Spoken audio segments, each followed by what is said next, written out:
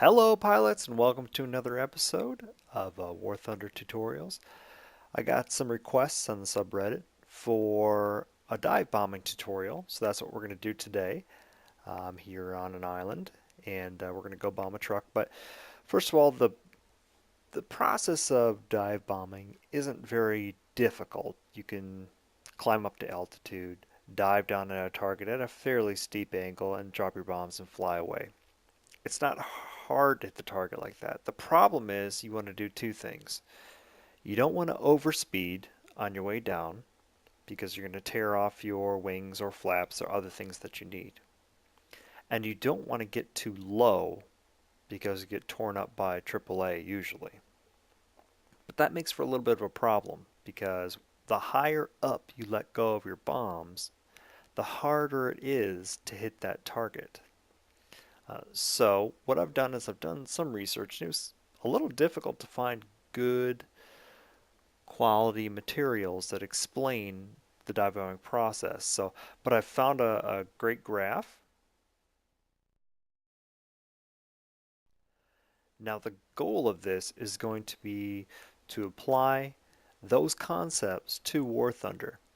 And it's a little bit of a challenge, but through a lot of trial and error, I've actually found a really good way to consistently hit targets without getting below 500 meters, and we can try below 1,000 meters, or at least staying above 1,000 meters, and still hitting that target dead on.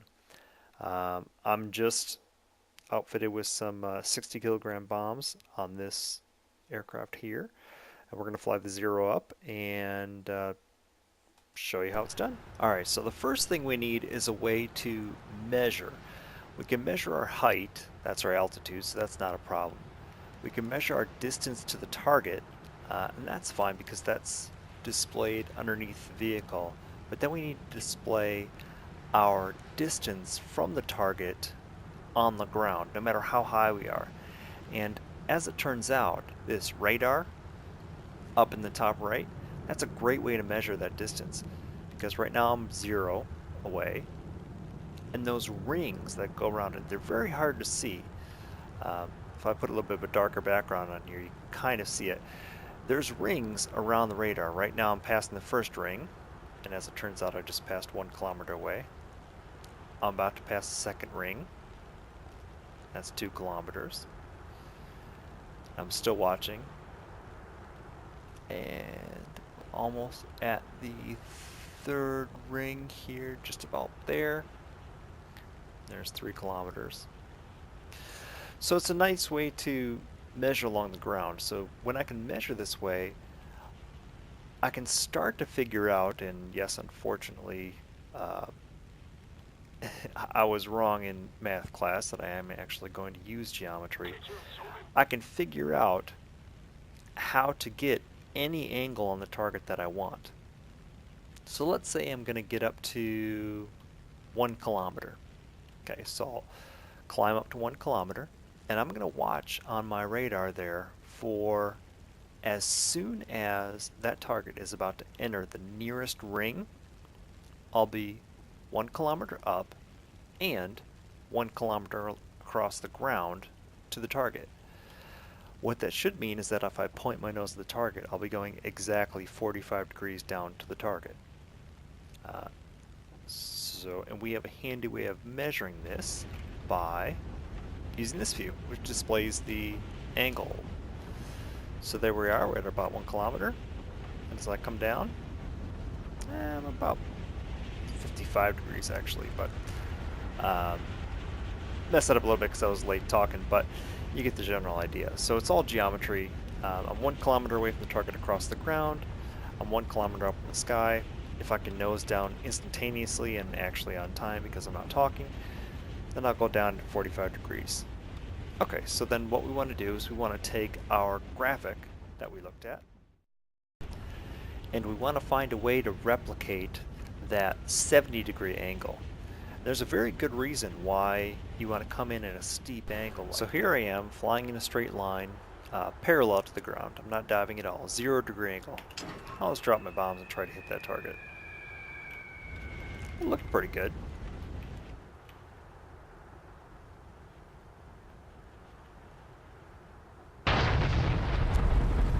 Yeah, I missed by a long, long way. So, if that was a 0-degree dive angle, let's try a 90-degree dive angle. Alright, so here I am flying at 1 kilometer up. I'm going to wait until the target is directly below me, try and get that 90-degree dive angle, which is straight down. I'm not going to wait until he's completely under me to start turning. So now I can come straight down at him. And if I've lined it up right, it's okay, but you can see I'm a little bit off to the left, come back, come back.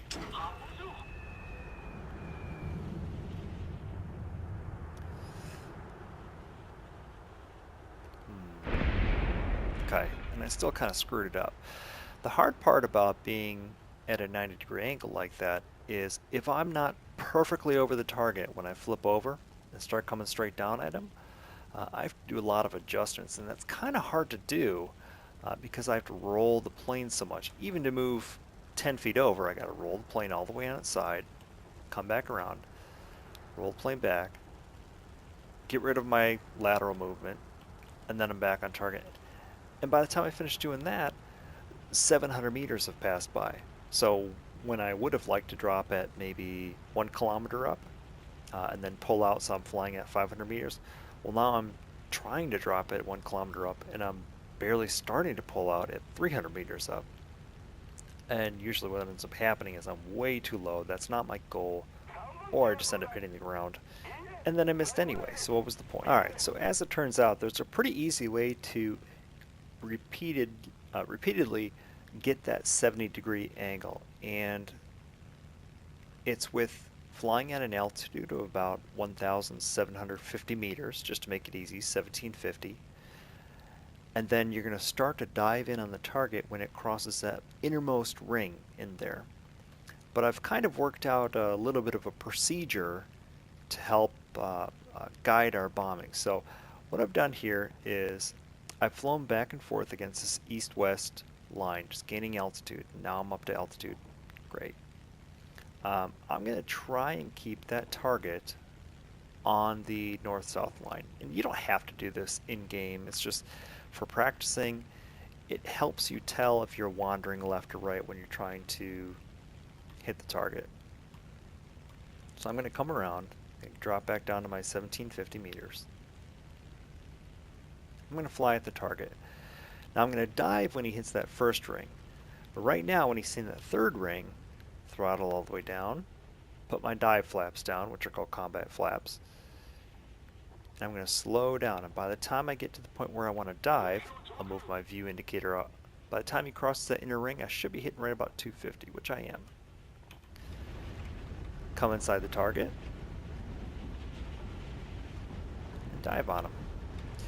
And this dotted line right here, the dotted circle, I'm going to put that right on him. When it hits 1 kilometer, drop the bombs. Throttle back up. There, we never crossed 600 meters. And we got him. So we never got below 600 meters. We just killed that target with a fighter. Because we throttled back, and because we put our flaps down, we never went too fast to tear the wings off or do any other damage. And we did it in a way that's repeatable every single time. So let's do it again.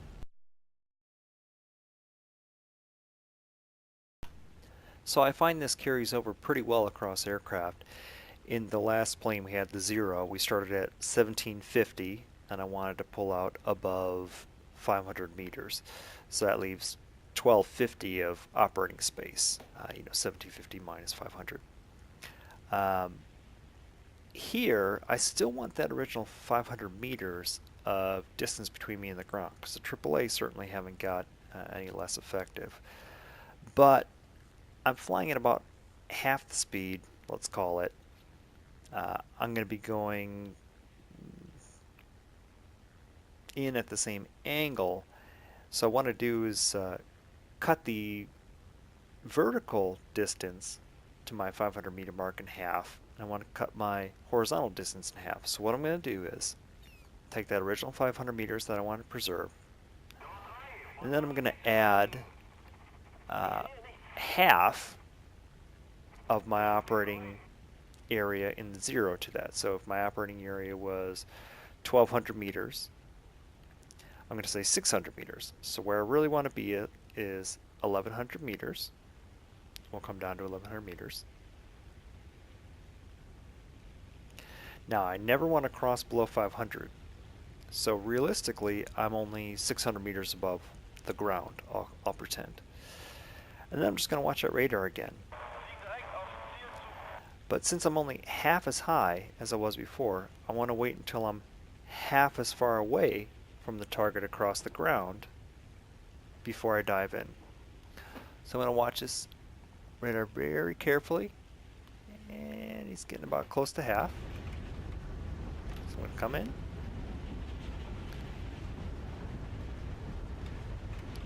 And again, I'm coming in at about 70 degrees. So that's exactly what I wanted to do. So you can adjust it across aircraft. In some of the jets, you'll be much, much, much higher than 1750. You'll end up going a lot faster in your dives, but you'll pull out and stay above that 500 meter mark again. That's the goal, is to stay above the AAA. The one other thing you have to pay attention to is how fast the bombs are going when you're dropping them. A jet will drop the bombs very, very fast. So the jets won't arc down to the target as much as they will in this biplane. So the jets can get away with putting a target really close to the middle of this crosshair. In the biplane, however, those bombs aren't going to be going as fast, and they're going to have a lot more arc to them. It makes them less accurate as well. It's a lot harder to bomb in a biplane from 500 meters up. So what we're going to do is watch that ring. Just crossed over that ring. So I'm going to put him right below that crosshair when I see he's getting close to 1 kilometer. And drop. I dropped it when he reached the top little thumb screw in that center post there. So see how close we were. Oh, not that close. So you can see I was pointing well ahead of the target, and the bomb still dropped way behind him. So if I'm going to try and drop from 500 meters or so, what I really need to do is lead the target a lot more. So let's try that again. So if I'm going to look at what I just did, is I took the distance from the middle of the crosshairs to the top of that central cylinder, and I'm going to try and double that distance because that's how far ahead I led the target, and I missed by about an equal amount behind. And this is kind of how you can figure out where you need to aim.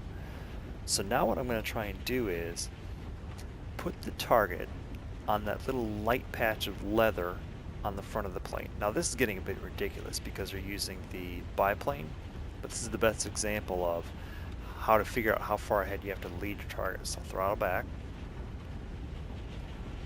I'm going to watch him. Okay, he's getting close, and drop, because he just crossed into that light color of the leather. We'll see how close we got. I think these are only 10 kilogram bombs, so kind of hard to work with. There we go. So dead on shot.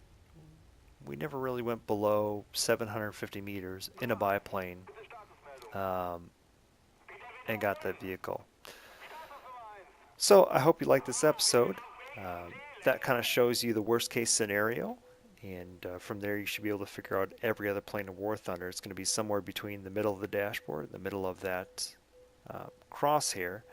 So what I recommend is just get in a test flight and test it out. Find your altitudes. Start out with a 0 if you have one, or you could even start out with this biplane and do the altitudes I did, and figure out your optimum dive altitude for the given distance you need to be away from someone. Maybe you'll be, instead of 1200 meters of operational altitude, maybe you'll be at 3000 meters of operational altitude. So that puts you at an altitude of 3,500 meters in a jet, we'll say. Well, you'll want to start your dive when the target crosses the second ring then, when you're 2 kilometers away. So it's just all a matter of scaling it up and down and keeping that dive angle. Okay, so then here's the challenge. So we said we wanted to try and hit this vehicle without crossing the 1 kilometer altitude barrier. I'm set up here at 3,000 meters, which gives me 2,500 meters of operational space. He's just crossed the 4th circle, so I'm going to cut my engine, put out my dive flaps, because I'm going to start diving when he hits that 2 kilometers. So I doubled everything from the original tutorial. I'm going to wait till he hits that second ring. I'll drop down. I'm going to lead him a little bit more because I'm really high up. I drop 2 60-kilogram bombs. I never cross below 2250, so 2,250 kilometers. So let's see how close I get. Probably have to dive to even see it. Oh, I hit the beach. So, use what you learned here. I delete them way more, so I probably should have put that target right in the cockpit. So I'm going to try that one more second time. Attempt. I'm going to try and lead him to the bottom of this mount in the middle of the dash here. So we're going to cut throttle. Make sure the flaps are out. I'm going to wait till he hits that 2 kilometer mark because I've got 2,500, 2,400 or so meters of operational altitude. I'm going to put that right in here. Drop 2 bombs. Let's see. Yeah, it looks like it leveled out at about 2,100 meters. Throttle up.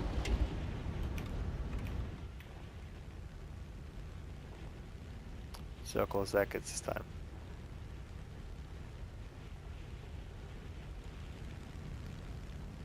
Oh, still way behind him. So it's gonna be hard. But go ahead and do a video response for those of you who are set up to do this, and I want to see who can hit this target from the highest altitude. It'd be impressive. All right, well, I'll see you next time. And as it turns out, this radar up in the top right, that's a great way to measure that distance. Because right now I'm 0 away, and those rings that go around it, they're very hard to see. If I put a little bit of a darker background on here, you can kind of see it. There's rings around the radar. Right now I'm passing the first ring, and as it turns out I just passed 1 kilometer away. I'm about to pass the second ring. That's 2 kilometers. I'm still watching, and almost at the... A little difficult to find good quality materials that explain the dive bombing process. So, but I've found a great graph. Now the goal of this is going to be to apply those concepts to War Thunder. And it's a little bit of a challenge, but through a lot of trial and error, I've actually found a really good way to consistently hit targets without getting below 500 meters, and we can try below 1,000 meters, or at least staying above 1,000 meters, and still hitting that target dead on. I'm just outfitted with some 60 kilogram bombs on this aircraft here, and we're going to fly the 0 up and show you how it's done. Alright, so the first thing we need is a way to measure. We can measure our height, that's our altitude, so that's not a problem. We can measure our distance to the target, and that's fine because that's displayed underneath the vehicle. But then we need to display our distance from the target on the ground. No matter how high we dive down at a target at a fairly steep angle and drop your bombs and fly away. It's not hard to hit the target like that. The problem is you want to do 2 things. You don't want to overspeed on your way down because you're going to tear off your wings or flaps or other things that you need. And you don't want to get too low because you get torn up by AAA usually. But that makes for a little bit of a problem because the higher up you let go of your bombs, the harder it is to hit that target. So what I've done is I've done some research.